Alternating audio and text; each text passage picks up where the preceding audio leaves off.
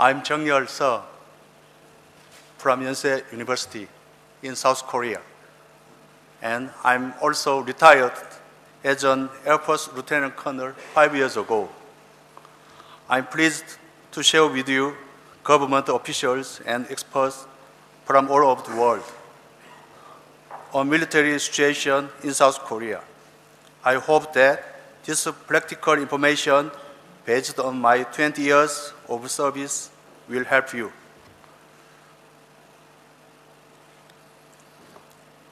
My presentation today will start with a summary of the features in South Korea military, Ministry of Defense's current support for the successful transition of the veterans, and end with the brief vision for the future.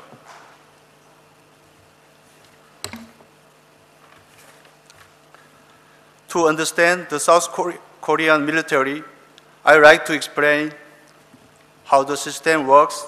As we all know, South Korea is still on the risk of war with North Korea.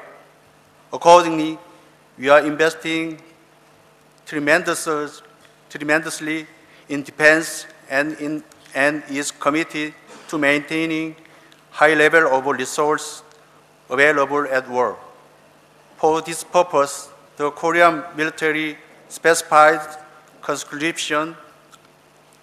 The mandatory military service on the people is imposed in the Constitution. The subject of conscription is men aged from 18 to 35, and women can apply as non-commissioned officials and officials. The mandatory service period for soldiers is 21 months for Army and Marine, 23 months for Navy, and 24 months for Air Force. As of 2017, the total number of South Korean military force is 61.8 million. The number of soldiers called for conscription is the highest at 42.3 million. When you look at the South Korean government's defense expense, it has been rising since 2011 to $37.4 billion in 2017, making up about 40.7% of the total annual government expense. Since we have continued to develop our combat plane force integration, that percentage is growing.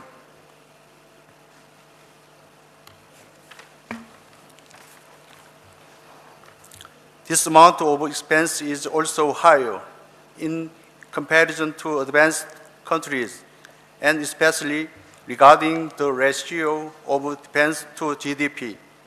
Our expense is equal to major developed countries.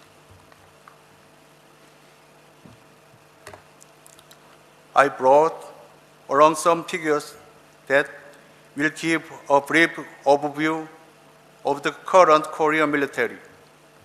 Note that the ranks may vary depending on the index. It is a simple reference.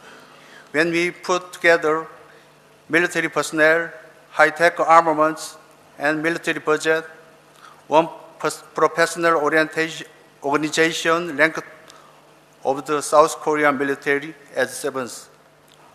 An analysis of 136 countries across the globe shows that South Korea is aligned with the world's strongest countries in the first 6th rank.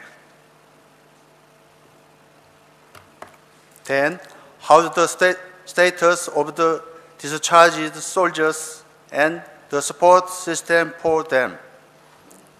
These statistics show the discharged soldiers who have served more than 5 years. In the past 2 years, an average of about 7,300 people is discharged each year. The number of long-term discharged service soldiers is expected to rise annually due to a defense reform policy to downsize the number of conscripted soldiers and to increase the military officials.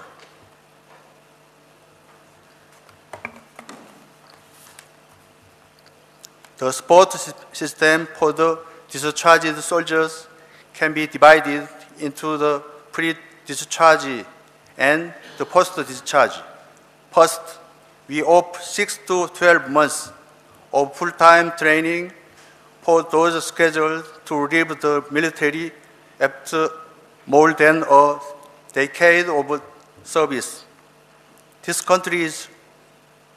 course is conducted jointly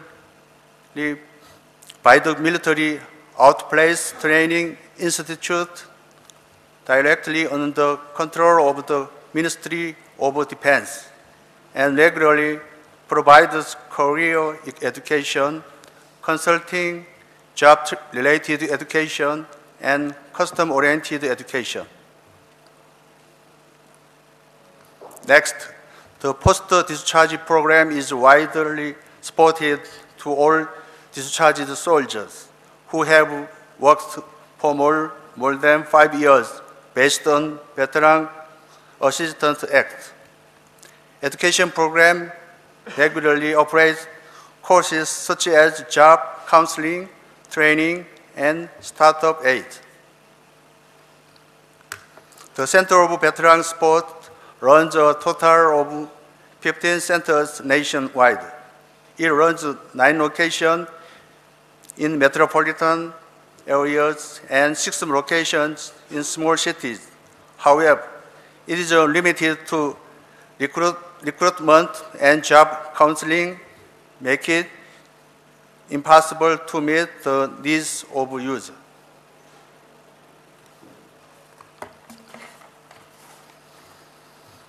Currently, there are some numbers that tell us about the government support policy for discharged soldiers.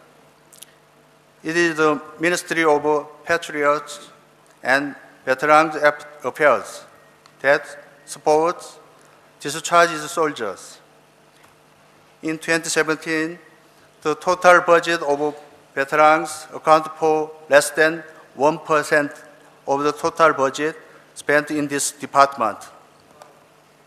That's why the service in the Center of Veterans Support are limited to providing simple information and job counseling. On the other hand, most budget are pension and allowance.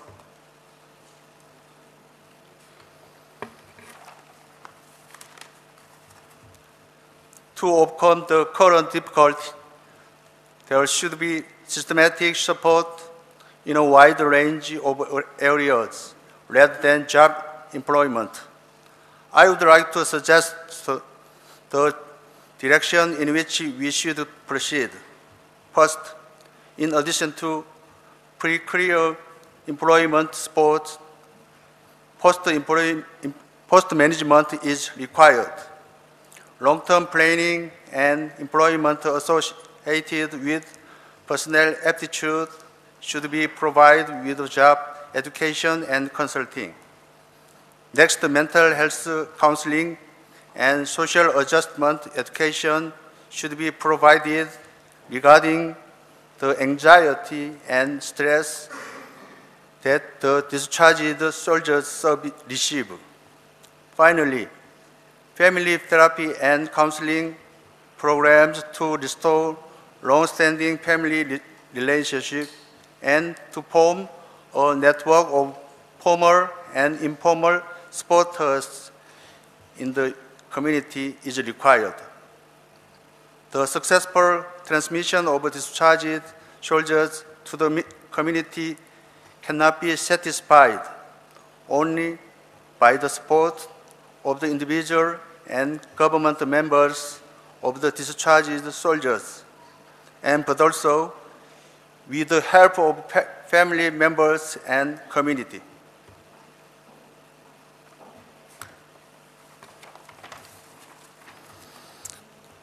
Finally, I would like to briefly share our current position and the vision of moving forward. The size of budget of the Korean military are substantial, but the welfare of Korean military force is still at a fundamental step, and it is mostly centered on the support given to the military force as service rather than the veteran. To face up to these problems and overcome them, I and some co-researchers have been conducting a study. We have divided the Korean soldiers into the short-term soldiers, mid-long-term soldiers, and discharged veterans to assess the needs of them and to enhance their quality of lives. And while Korea is not a NATO member, this was a great opportunity to attend and meet with experts from the other countries. Today's conference will have the same intention, to build a strong network with government officials and experts working in the same field, and to share our experience and knowledge. I hope the precious exchange will create the proper policies for the military personnel and veterans all over the world.